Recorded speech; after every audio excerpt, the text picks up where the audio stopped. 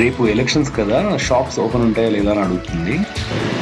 ఈ వీడియో యాక్చువల్గా May 9th shoot చేశాను. ఇప్పుడు టైం దొరికింది ఎడిట్ చేయడానికి.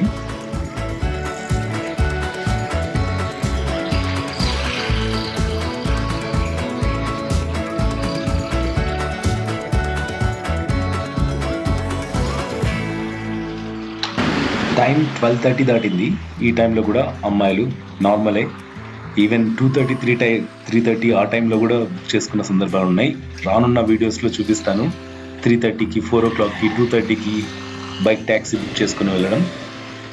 ఈవెన్ అంటే క్యాబ్ లేకపోతే ఆటో బుక్ చేసుకున్నట్టు బైక్ ట్యాక్సీ కూడా వాళ్ళకు అలవాటైపోయింది.